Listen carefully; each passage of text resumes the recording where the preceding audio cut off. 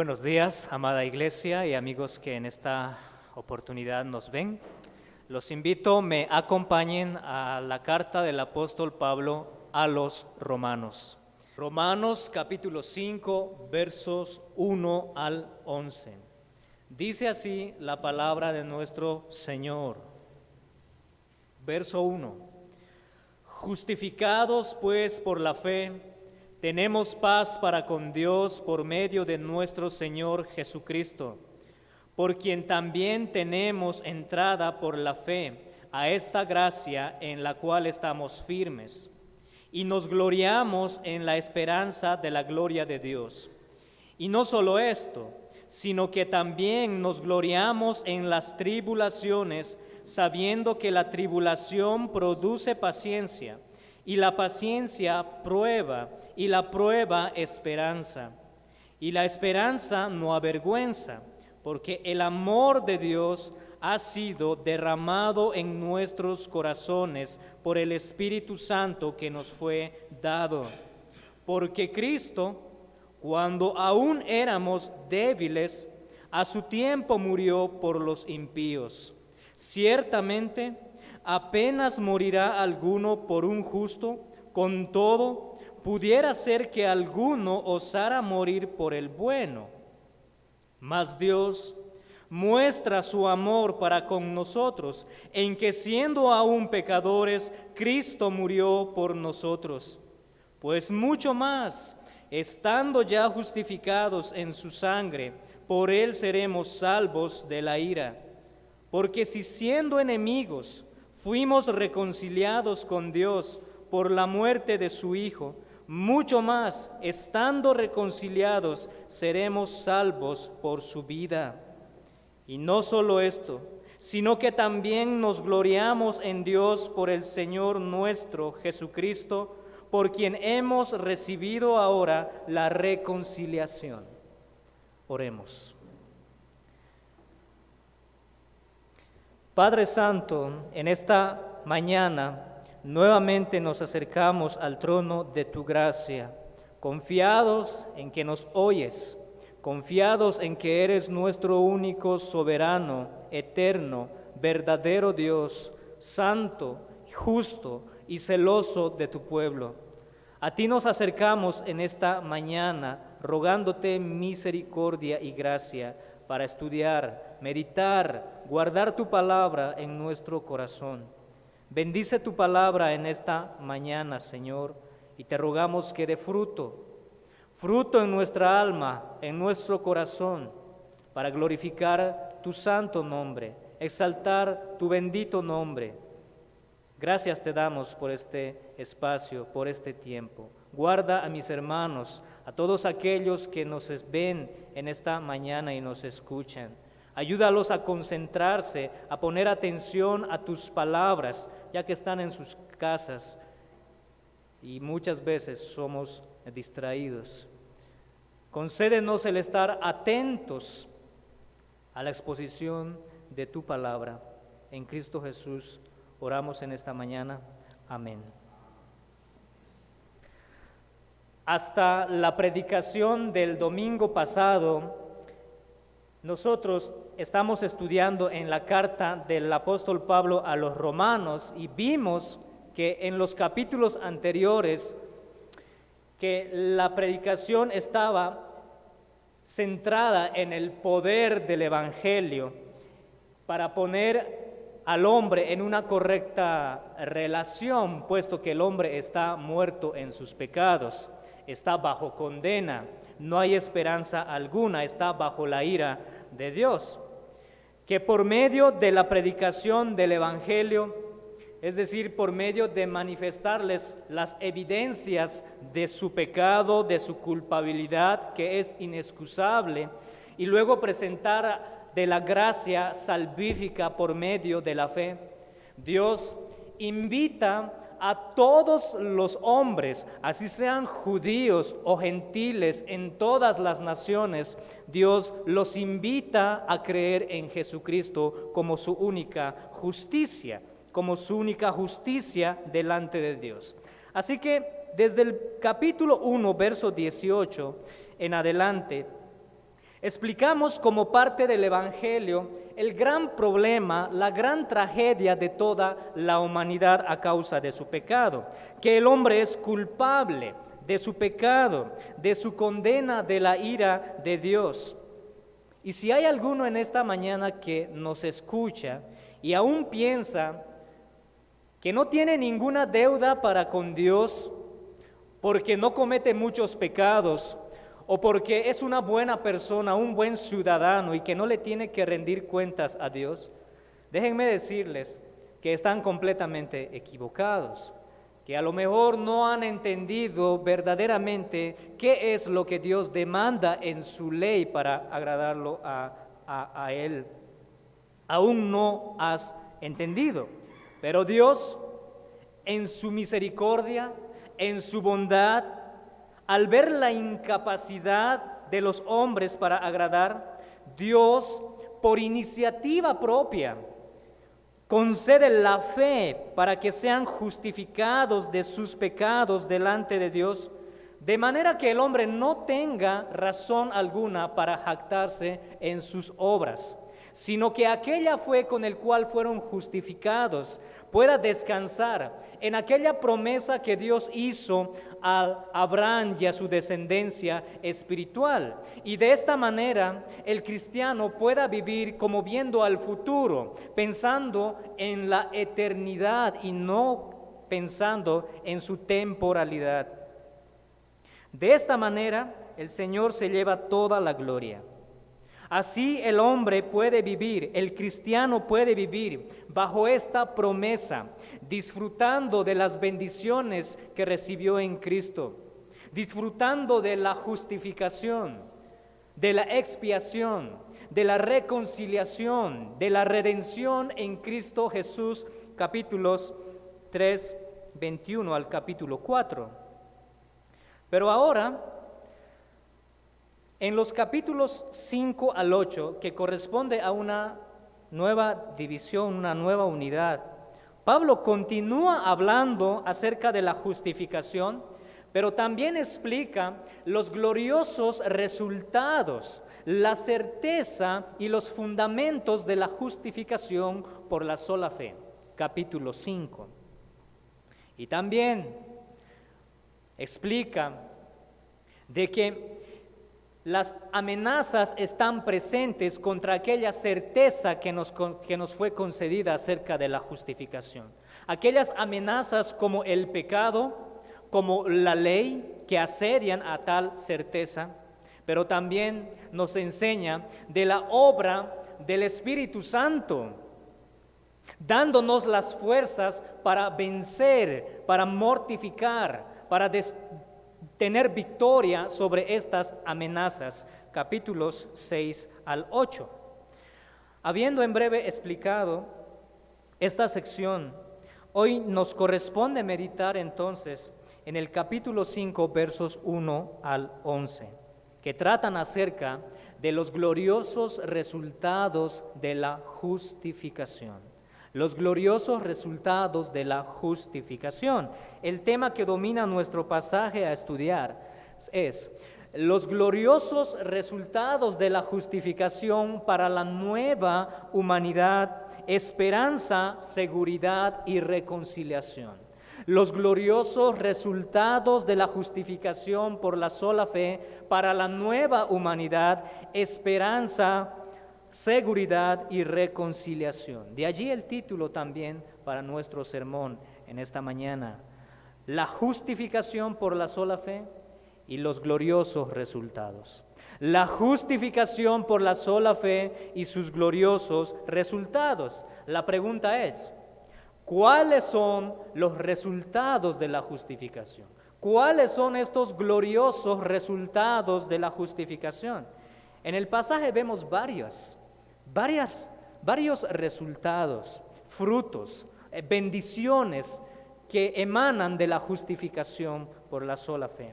Así que podemos dividir nuestro pasaje en tres partes. Primero, los versos 1 al 4 nos hablan acerca de que tenemos la paz y la esperanza en Cristo Jesús.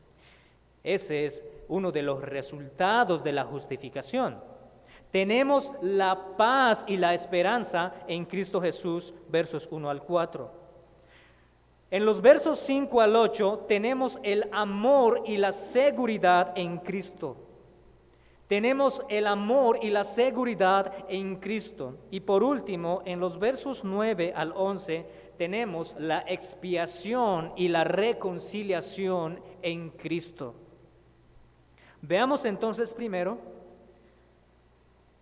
que tenemos paz y tenemos esperanza en Cristo. El verso 1 dice así: justificados pues por la fe, tenemos paz para con Dios. Justificados. Habiendo ya sido justificados, es un tiempo pasado. La justificación se caracteriza por ser la entrada al camino, a la vida cristiana. En el momento en el que nosotros pusimos nuestra confianza en Dios, en el momento cuando creímos con aquella fe que es un don de Dios, Dios nos declara justos. Nos deja en una posición legal y permanente, de manera que nadie puede arrebatarnos esta justificación. Pablo lo dirá en el capítulo 11 diciendo: porque irrevocables son los dones y el llamamiento de Dios. Porque cuando Dios justifica al hombre de sus pecados, nadie puede contradecir aquello. Lo justifica para siempre, habiendo ya sido justificados por la fe, dice Pablo en el verso 1.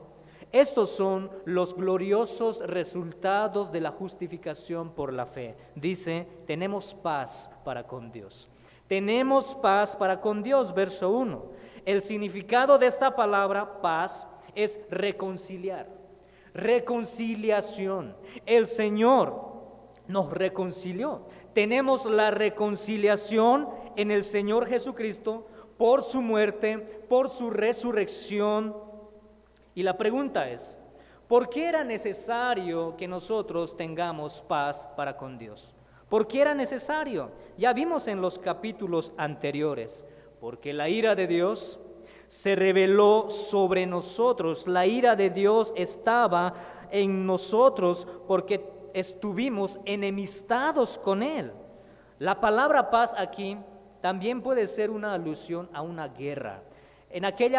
Con aquella paz que se llega en acuerdo en las guerras. En el caso nuestro, no se trata de una guerra entre dos naciones que luchan con una misma rivalidad. No es así. La guerra que se trata aquí es de la de un rey con los súbditos. La de un rey y la de sus súbditos que se rebelaron en contra de su rey. Así que no se trata de una guerra uniforme, ¿sí? Es una guerra perdida para nosotros. Esa guerra nosotros la perdimos porque Dios está airado contra el impío, contra el pecador. Y sin embargo, Dios en su misericordia hizo la paz con sus súbditos. Pero para que aquella paz sea posible para sus hijos, para su pueblo, Dios tuvo que juzgar el pecado. Tuvo que juzgar el pecado y lo hizo por medio de Cristo, nuestro sustituto. Y no solo eso, sino que también Cristo nos dio su justicia en la imputación, una doble imputación, en el que Dios pone nuestros pecados en la persona de Jesucristo y la persona de Jesucristo nos concede aquella justicia con la cual nos justifica la fe como el medio para nuestra justificación. De esta manera, la justificación es por gracia solamente. Ahora, como tenemos la paz para con Dios, como tenemos esta gloriosa bendición, este glorioso resultado, tenemos paz para con Dios, entonces también tenemos entrada por la fe a esta gracia en el cual estamos firmes. Verso 2. Tenemos entrada por la fe a esta gracia en el cual estamos firmes. Por causa de Cristo tenemos acceso a esta gracia. Estamos en un estado de gracia. Estamos en en un estado de gracia. Tenemos acceso al trono de la gracia de Dios en Cristo Jesús. Ustedes pueden imaginarse, por ejemplo, para los judíos y para los gentiles que estaban familiarizados con la ley en la iglesia de Roma, ellos conocían muy bien el contexto de los judíos. En el Antiguo Testamento, ellos no tenían acceso directo al Padre, sino que un sacerdote, un mediador intercedía por ellos. Solo uno podía entrar al lugar santísimo y el resto del pueblo debía esperar fuera para confiar en su sumo sacerdote, en su sacerdote. Bueno, con estos versículos, con este resultado de la justificación, se rompe ese velo, de manera que tú y yo, que fuimos justificados por la sola fe, tenemos ese libre acceso delante del trono de Dios. Tenemos ese acceso por la obra de la justificación, por la obra de nuestro Señor Jesucristo. Debido a la paz que hizo con nosotros, debido a nuestra reconciliación, tenemos entrada al trono celestial de manera permanente. De manera permanente. Nadie podrá arrebatarte aquello que Cristo te dio en la cruz. Nadie podrá arrebatarte aquello. Es más, Cristo es nuestra paz. Él es la paz para nosotros en persona. Él es nuestra paz que nos reconcilió con el Padre. De manera que nosotros podamos decir, como Pablo en el verso 2, nos gloriamos en la esperanza de la gloria de Dios. Nos gloriamos en la esperanza de la gloria de Dios. La palabra gloriarnos se repite 3 veces en toda nuestra sección y otra traducción para esto es regocijarnos. Nos regocijamos, es una esperanza futura, nos regocijamos en la gloria de Cristo. Una esperanza futura que no solamente nos lleva a tener la esperanza en que nosotros seremos glorificados, no solo eso, sino que veremos la gloria de Cristo cuando nosotros estemos con Él, cuando Él vuelva por su iglesia, de manera que esta esperanza es segura. Es segura, esta esperanza no defraudará a su pueblo. Cuando estemos con Él, lo veremos tal como Él es. Debido a esta paz, hermanos, debido a la paz que Cristo hizo por nosotros, nos reconcilió con el Padre, nos lleva a pensar en lo futuro, en lo venidero, nos lleva a poner nuestro corazón, nuestra mente, todo nuestro ser en pensar en lo que Dios hizo por nosotros y lo que hará con nosotros cuando estemos con Él, glorificando su santo nombre. Así que mientras estamos aquí, miren, primero el texto nos lleva a pensar en una eternidad, pero luego ahora nos va a llevar a pensar en la temporalidad. En el verso 3 dice, nos gloriaremos en las tribulaciones. Nos gloriaremos en las tribulaciones. ¿Ven? Estamos todos en las líneas del apóstol Pablo. Una idea viene tras la otra, un resultado viene tras la otra. Si la paz de Dios, si la reconciliación nos lleva a pensar en lo venidero, en las bendiciones futuras, en la eternidad, entonces nuestra temporalidad, mientras estamos aquí, debe estar marcada por el regocijo. Y particularmente el texto menciona en las tribulaciones, en las aflicciones. Y esto significa tener un corazón agradecido, un corazón que está lleno de gratitud delante de Dios a pesar de las aflicciones. Este verso da por hecho de que todo cristiano va a sufrir. Da por hecho de que todo cristiano va a pasar por alguna aflicción. Si tenemos paz para con Dios, es decir, si la guerra se terminó allí, se levanta otra guerra que es contra el mundo, otra batalla contra el mundo. Y si el cristiano está en batalla contra una corriente que va en contra de los mandamientos de Dios, en algún momento va a sufrir. Cuando Pablo está hablando de las persecuciones en este pasaje, está pensando en los cristianos en la iglesia primitiva, las cuales perdieron a sus familiares, perdieron a sus hermanos durante las persecuciones. Y Pablo les dice que pueden gloriarse, pueden regocijarse en las tribulaciones, en las aflicciones. Ahora, el gozarse en los sufrimientos no significa que nosotros debemos regocijarnos en el dolor. Hay un término para esto y es el masoquismo. Nosotros no somos masoquistas, sino que nos regocijamos en el Señor porque sabemos y descansamos en Cristo, quien es nuestra paz, y nos da aquella gracia para soportarlas en tiempos de aflicción. Porque esta aflicción, amados hermanos, esta aflicción por la que la iglesia muchas veces va a pasar, en las cuales creo estamos pasando, nos llevará a despojarnos de todo aquello en lo que solemos poner nuestra confianza.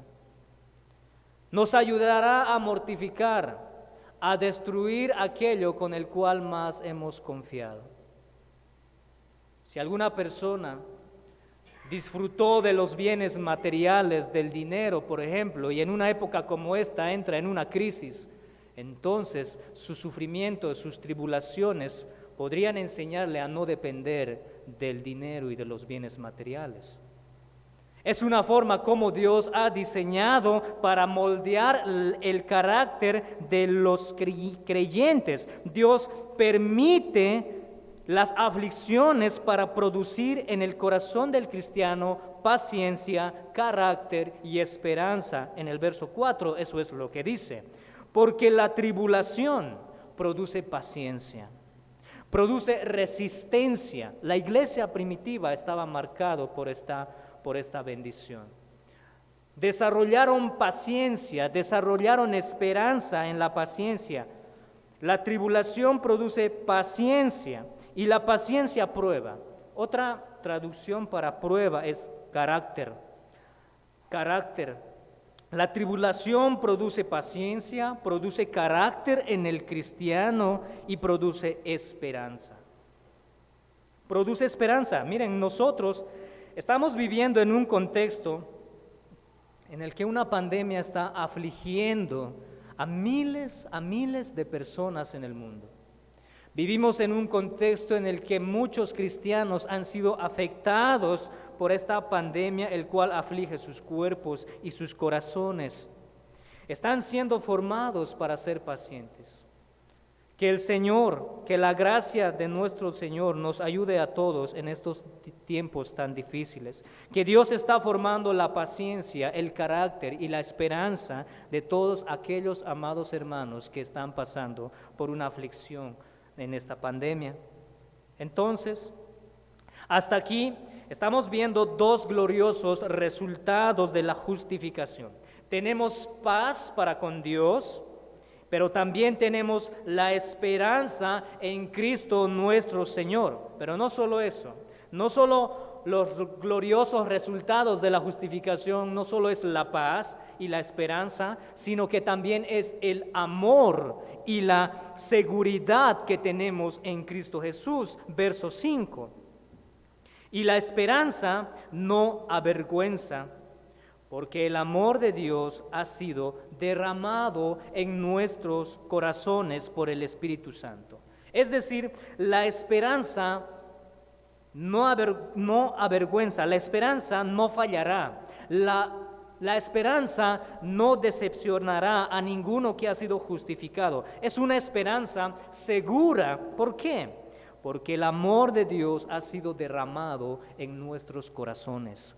El amor de Dios ha sido derramado en nuestros corazones. Y la pregunta es, ¿quiénes fuimos nosotros para ser el objeto de su amor?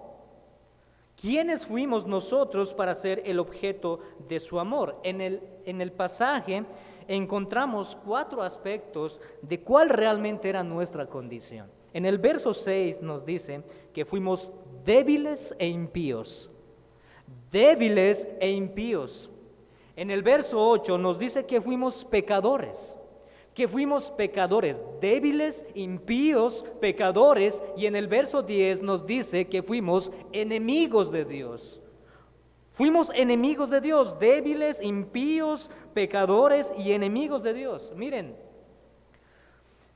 la doctrina de la justificación por la sola fe en los círculos evangélicos es una doctrina tan familiar que se ha dejado de amar o de apreciar, de contemplar esta doctrina por los mismos cristianos. Y una de las formas para poder apreciar y amar esta doctrina de la justificación, de las muchas que hay, es primero recordar de dónde Dios nos sacó. De dónde Dios nos liberó, del abismo que nos liberó y nos sacó. Es que nosotros fuimos débiles, hermanos. Fuimos débiles. La palabra también se traduce como impotentes en nuestros pecados. ¿Sí?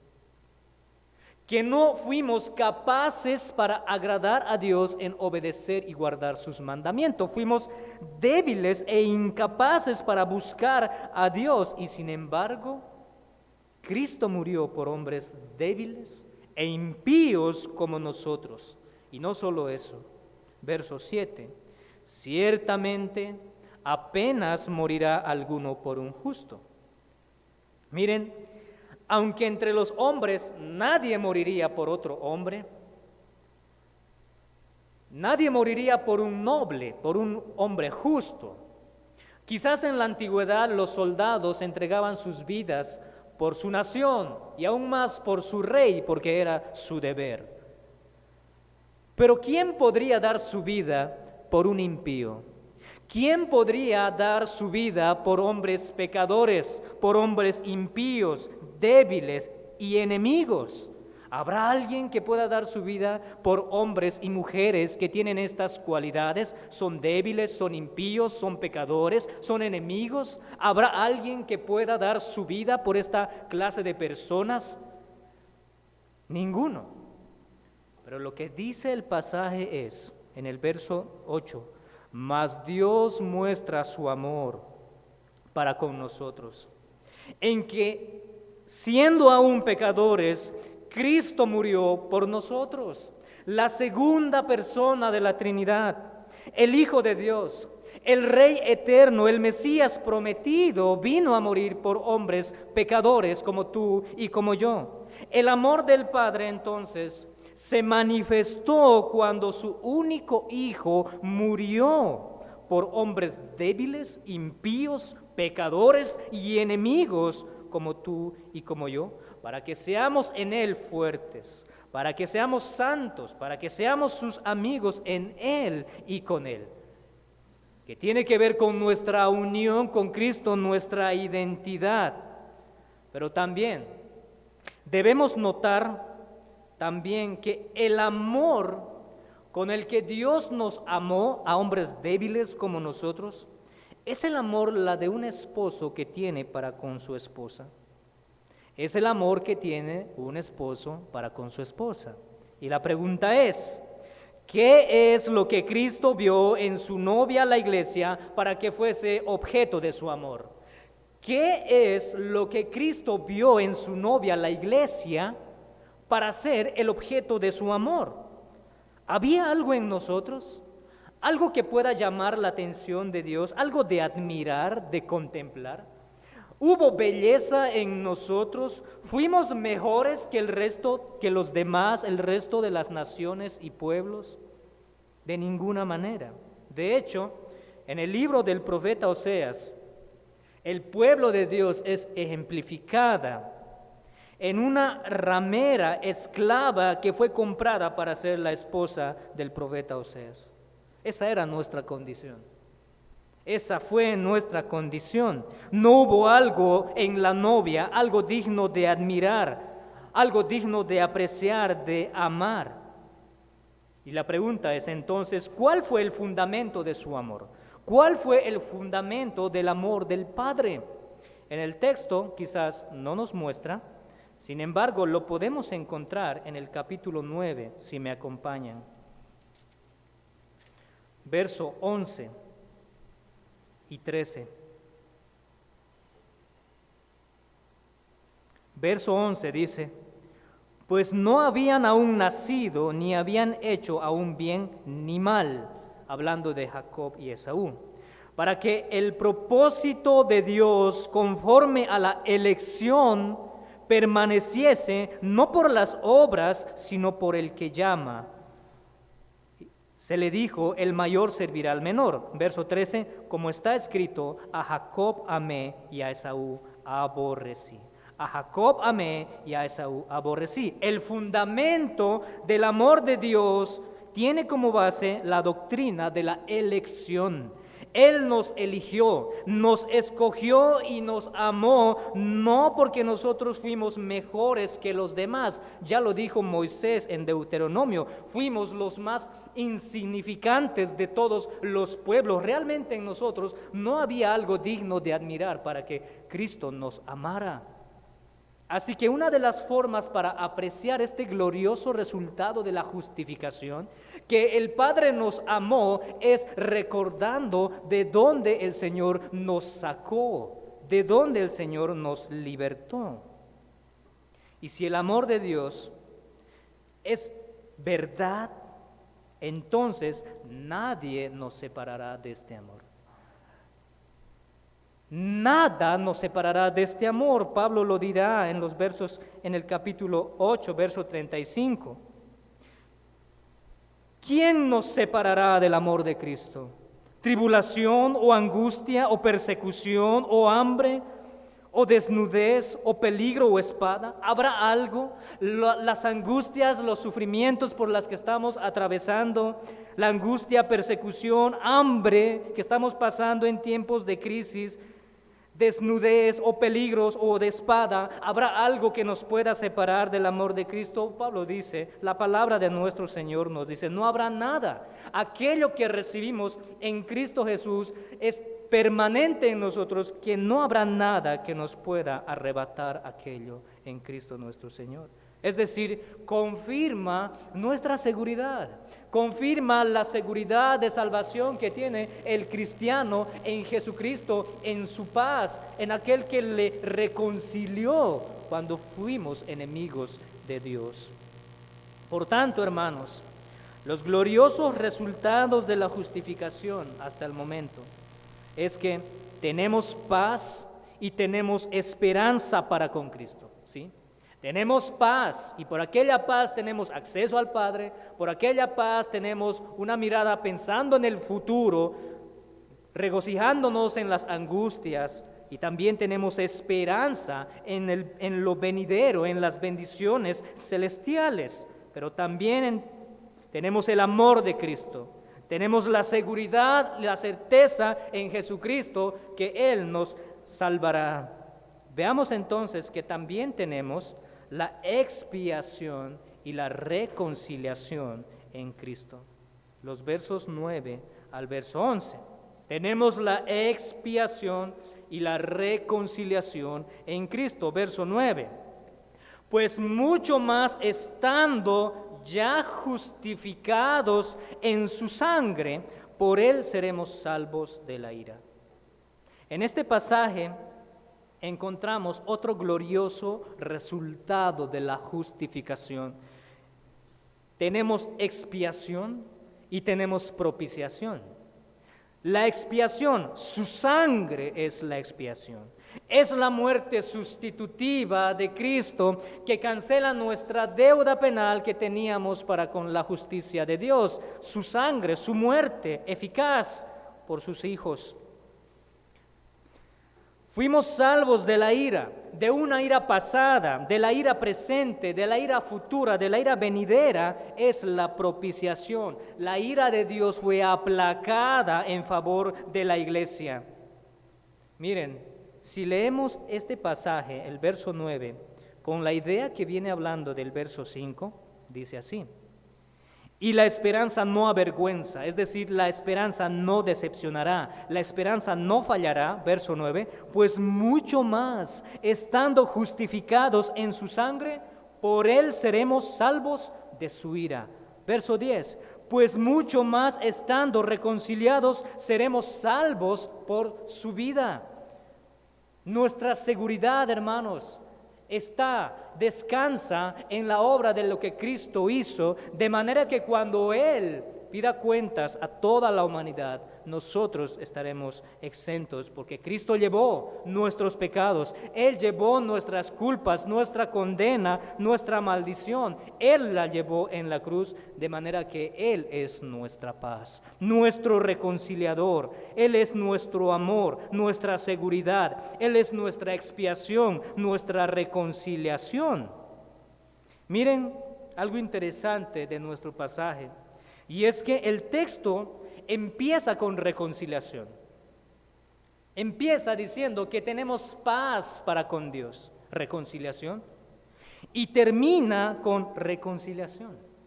Termina con expiación y propiciación. Ahora que nosotros somos justificados, que fuimos reconciliados, ahora mucho más. Ya se hizo la parte difícil. Aquello que era imposible para los hombres que estaban muertos en sus pecados, Cristo lo hizo posible. Ahora será mucho más fácil, quizás es la palabra, que nosotros seremos salvos de la ira, seremos salvos por su vida en Cristo nuestro Señor. Miren ahora cómo el apóstol Pablo cierra esta sección con una nota de elevado regocijo, verso 11. Dice el verso 11, nos gloriamos, y no solo esto, sino que también nos gloriamos en Dios por el Señor. Nos gloriamos, nos regocijamos en Jesucristo, por quien recibimos la reconciliación. Miren este gran cambio que hace el apóstol Pablo.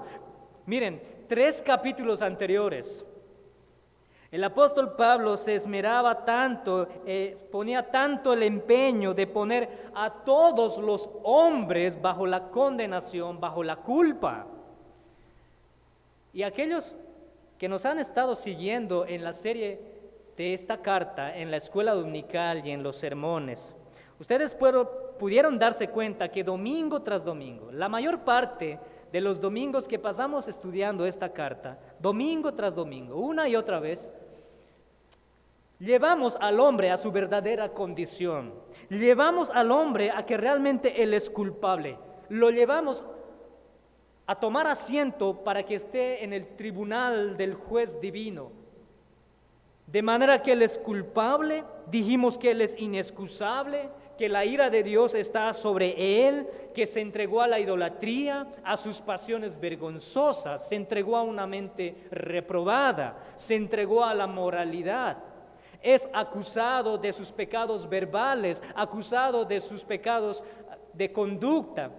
No hay justo ni aun uno, no hay bueno, no hay quien entienda a Dios. Es culpable de su insuficiencia en obedecer la ley de Dios. Y creo que aquellos que nos han estado siguiendo en estos sermones y estudios, nos quedó con claridad de que el hombre es inexcusable delante de Dios, pero ahora lo que Pablo está haciendo es mostrar la otra mirada. Pablo en esta sección está presentando de una manera gloriosa, de una manera sublime, los enormes, los gloriosos resultados de la justificación por la sola fe. Que Él es nuestra paz, que tenemos la paz y la esperanza en Cristo Jesús, que tenemos el amor y la seguridad en Cristo Jesús, que Él es nuestra reconciliación, nuestra expiación, nuestra propiciación. Por tanto, nos gloriamos, nos regocijamos en Dios por el Señor nuestro Jesucristo, por quien hemos recibido ahora la reconciliación. Gloria sea a nuestro Señor. Hay razones suficientes para glorificar el nombre de Dios por lo que hizo por nosotros. Recordemos, amados hermanos, que en nosotros no hubo algo que pueda llamar, algo de admirar para nuestro Dios. Fue su gracia, fue solamente su gracia la que nos liberó, la que nos salvó, la que nos trajo paz, fue solamente su obra de expiación. Para terminar, nos deleitamos en los gloriosos resultados de la justificación por la sola fe. Nos deleitamos en los gloriosos resultados de la justificación por la sola fe. ¿Puedes apreciar de cerca lo que Cristo hizo por nosotros? Lo que Cristo hizo por ti. Te dio la paz, te dio entrada al trono de la gracia de Dios, te dio la esperanza de ver la gloria de Dios, la esperanza de regocijarte en los sufrimientos, la esperanza del amor de Dios, la seguridad que tienes en Cristo, la expiación, la propiciación, la reconciliación. Puedes llegar a apreciar y amar estas doctrinas porque de ninguna manera fuiste digno de recibir todas estas bendiciones.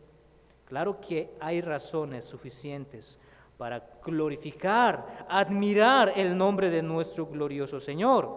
Ahora, vivir bajo los gloriosos resultados de la justificación es vivir en la gracia de nuestro Dios. Es vivir en la gracia de nuestro Dios. ¿Por qué? Porque estos resultados no son méritos nuestros, son méritos de Cristo. Así que los resultados, estos gloriosos resultados, no dependen de mí, no dependen de tus sentimientos, de tus emociones, no depende de tu estado de ánimo. Puede que en muchas ocasiones el cristiano pase por diversas necesidades, el cual baje su cabeza en aflicción, pero la paz de Dios no depende de eso. La paz de Dios, el amor de Dios, la seguridad que tenemos en Cristo, la seguridad de salvación, su expiación, su reconciliación, el acceso que tenemos al Padre, son bendiciones que dependen y descansan en solamente nuestro Señor Jesucristo. Y de esta manera, Él se glorifica. De esta manera, Él se glorifica en la salvación. Él se lleva toda la gloria, toda la honra. Entonces, hay razones suficientes para glorificar a Cristo por lo que Él hizo posible en su muerte, en su resurrección. ¿No es razón suficiente para amar y apreciar esta doctrina de la justificación por la sola fe en Jesucristo? Claro que sí. La podemos aplicar en nuestro diario vivir en los momentos como este en los que estamos pasando. Ahora, para los amigos que en esta mañana nos escuchan, para aquellas personas que nos escuchan, ¿no ves la necesidad de la justificación por la sola fe? ¿No ves la necesidad de la justificación por la sola fe? ¿No ves aquella necesidad de reconciliación?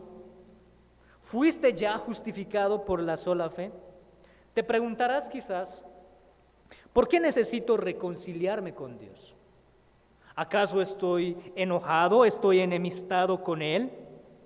¿Por qué necesito la reconciliación? Pues tú necesitas la reconciliación con Dios porque estás enemistado con Él, porque estás en una guerra contra Él, estás enemistado con Él. Y si miras nuestro contexto, mira lo que Dios está permitiendo en días como estos.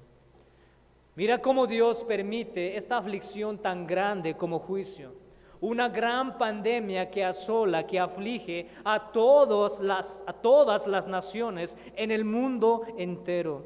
Miles de personas han muerto, miles de personas han sido afectadas por esta pandemia. Lo que Dios tiene que hacer para llamar tu atención y puedas meditar y reflexionar que estás enemistado contra Dios, de que tus pecados te juzgarán, de que tus pecados recibirán la paga justa y la muerte, la condenación por no haber acudido a Cristo.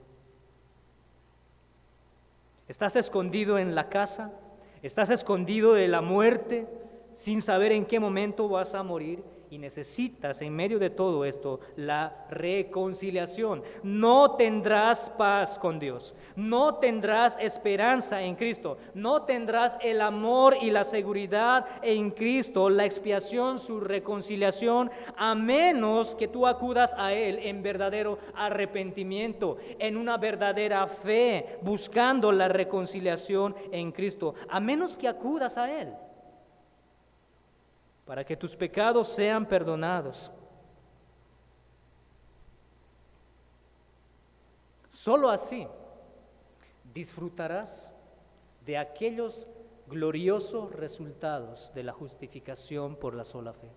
Solo así, a menos que vengas a Él. Si vienes a Él en la condición en la que te encuentras, Él te salvará. Si vienes a Él con fe, si vienes a Él en arrepentimiento. Puede que tu condición económica no cambie, puede que tu salud no cambie y tus necesidades sigan siendo las mismas, hablando materialmente, pero tus pecados serán perdonados. ¿Y qué mejor que eso? Que tus pecados serán perdonados, que Dios los borrará para siempre en Cristo Jesús, y solo así podrás disfrutar de aquellas bendiciones de la justificación por la sola fe. Oremos. Padre Santo, en esta mañana te glorificamos nuevamente por tu bendita palabra, el cual es medicina, el cual es refrigerio para nuestra salud espiritual. Padre, bendice tu palabra, que dé fruto en el corazón de tu iglesia, que sea de exhortación para salvar las almas de aquellos que nos escuchan en sus hogares. Oh Dios, usa tu palabra y ten misericordia de cada uno de nosotros, Señor. Así te damos la gloria y la honra en Cristo Jesús. Amén.